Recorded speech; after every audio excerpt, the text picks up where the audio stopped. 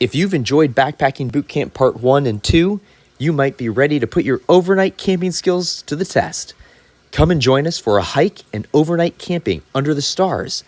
And by stars, we mean shooting stars.